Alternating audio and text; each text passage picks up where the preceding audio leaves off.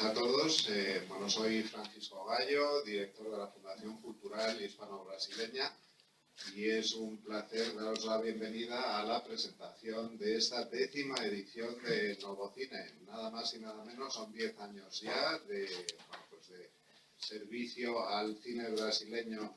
Siento este frío ambiente de Madrid porque lo que transmite el cine brasileño es calidad y calidez. Siento que este día sea ya el más frío del invierno. Así empezamos una muestra que la Embajada de Brasil en España, la Universidad de Salamanca y esta fundación, con el apoyo de todos sus patronos, pues lleva realizando desde hace 10 años. Después de este pase privado, los hitos que tenemos dentro de la agenda son el día 16, habrá un concierto de bienvenida en el Centro Cultural Galileo. Es un concierto muy interesante en el que vamos a oír música de películas, no podía ser de otra manera siendo dentro del ciclo Novocine. Y será el día 16 en el Centro Cultural Galileo, muy cerquita de la Sala Berlanga, que es donde luego se va a celebrar durante toda la semana la proyección en 2 pases diarios por la tarde del ciclo completo. Son 7 películas inéditas en España, o sea que estamos hablando de 7 estrenos.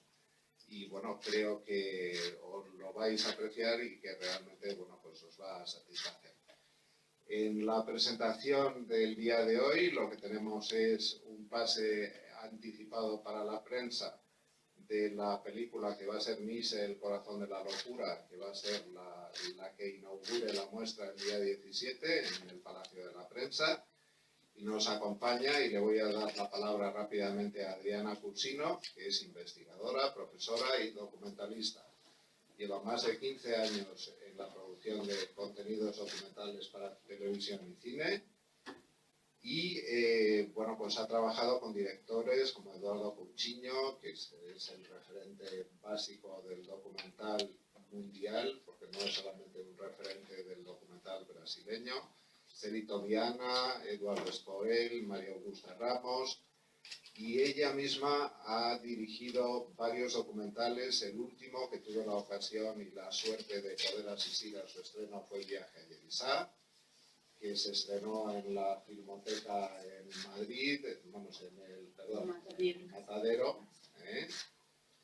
Y realmente, ella es una profesional del cine y nadie mejor que un profesional del cine para transmitiros lo que va a ser esta edición de Novocine, en la que espero que disfrutéis mucho. Muchas gracias, Adriana. Tienes la palabra. Por estarem aqui. Com muito prazer, vou falar um pouco de cine brasileiro para contextualizar tanto nossas tradições audiovisuais e também um pouco o panorama atual do cine, não? E também falar um pouco das películas que vão ser proyectadas em Novocine, 10ª edição. Vou ler porque creio que assim se optimiza melhor o tempo e as informações. Tardarei como que uns 10, 15 minutos, vou poner um fragmento também e logo vosotros podrão perguntar o que seja necessário. Bueno, Brasil a la luz del cine. Dejar que la realidad impregne las películas o que la realidad se manifieste a través de adaptaciones literarias son características destacadas en el cine brasileño.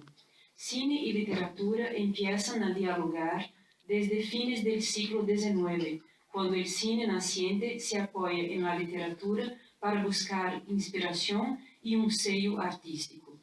Pero, aparte del diálogo que se estableció entre estas dos formas narrativas, el gesto de volverse a la realidad como fuente para la imaginación tiene un origen histórico en el cine brasileño. La Semana de Arte Moderno, en 1922, representó una profunda renovación del lenguaje, quizás la primera del siglo XX en Brasil, y la afirmación de pensamiento y actitud críticos ante la realidad.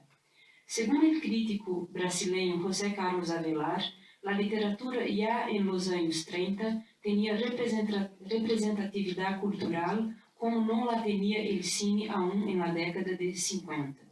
uma literatura que, por um lado, surge do radicalismo intelectual e do desejo de análise social, de entender e reflexionar sobre o Brasil posterior à Revolução de 30. O cine busca em los libros temas e modos de narrar. Em Brasil, temos por lo menos a 4 grandes escritores cuja obra literária ha sido adaptada mais de uma vez ao cine. Graciliano Ramos, Guimarães Rosa, Jorge Amado, Mário de Andrade.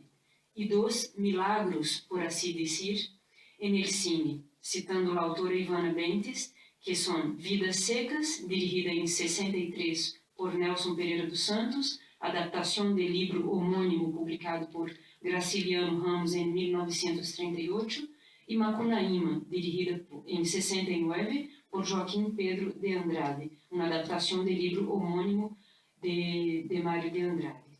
Os diretores de cine de los 60 se identificaram com as ideias revolucionárias e modernistas que estimularam diversos campos de produção: cine, literatura, artes, educação e outros campos. São momentos poderosos em nosso cine que revelam um imaginário que forma parte da cultura audiovisual brasileira. Vou ensinar agora um fragmento de Vidas Secas, do imaginário audiovisual brasileiro. Então, Vidas Secas, que é de Nelson Pereira dos Santos.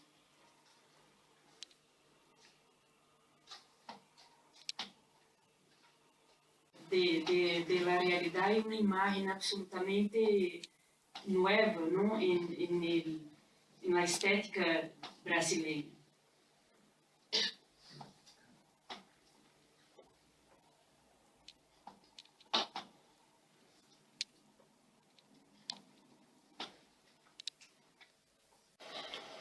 Como é?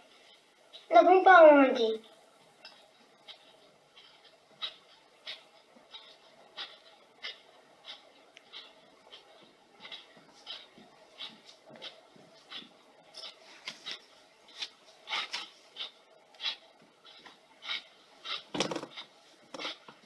Será que nós vamos viver como antes? Talvez, quer dizer, Não era bom? depende. Talvez sim, talvez não. Talvez nós vamos encontrar um lugar melhor do que todos. Como não havemos de ser gente um dia. Gente que dorme em cama de couro. Porque havemos de ser sempre desgraçados. Fugindo no mato que nem bicho. Podemos viver como sempre. Fugindo que nem bicho.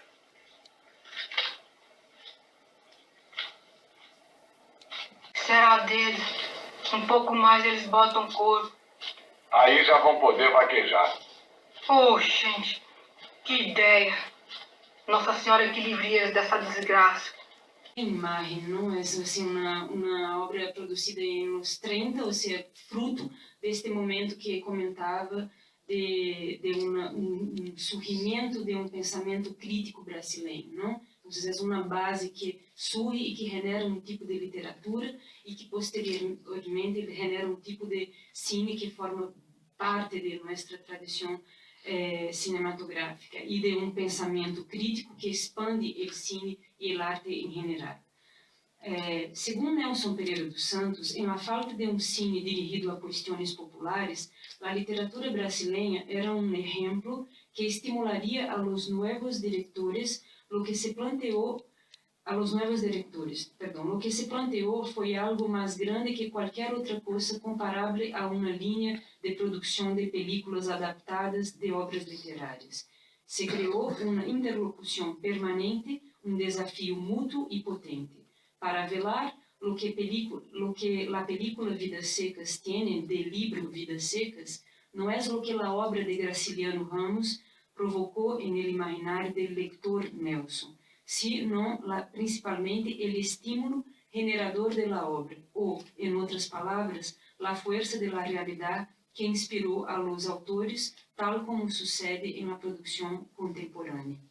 Sertão, favela, periferia ou pobreza são temas que seguem existindo porque não foram resoltos todavia. É uma constante no cine brasileiro, porque sigue sendo uma constante na realidade social brasileira. Nesta edição de 2016, Novo Cine apresenta 7 largometragens que representam o variado panorama da produção recente. Panorama que pode ser dividido em 3 tendências do cine contemporâneo: as cinebiografias, a realidade como plano de fundo para diversas tramas e as obras que questionam o tema da memória em tempos acelerados, como parecem ser os tempos em que vivimos. A produção recente em Brasil é também composta por outras películas que não se exibirão em Novo Cine neste ano, pero que são obras que têm seu lugar em la cena audiovisual agora mesmo. Largometragens como Campo Grande, de Sandra Cobu, Futuro Junho, de Maria Augusta Ramos, Aquários, de Kleber Mendonça Filho, intentam entender o Brasil e as tensões históricas pontuais que se configuram neste momento. A premiada Cinema Novo, de Eric Rocha, hace um ensaio que nos conduz a repensar toda a profusão criativa que o movimento de Cinema Novo aportou à linguagem cinematográfica em Brasil.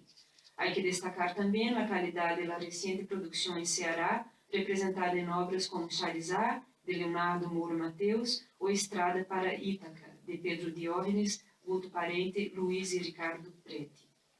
De la seleção atual, as cinebiografias Nise, Coração da Loucura, Irmã Dulce e Chateau, Rei do Brasil, contam momentos da trajetória destes personagens, tão diferentes entre si e que evocam a diversidade cultural brasileira.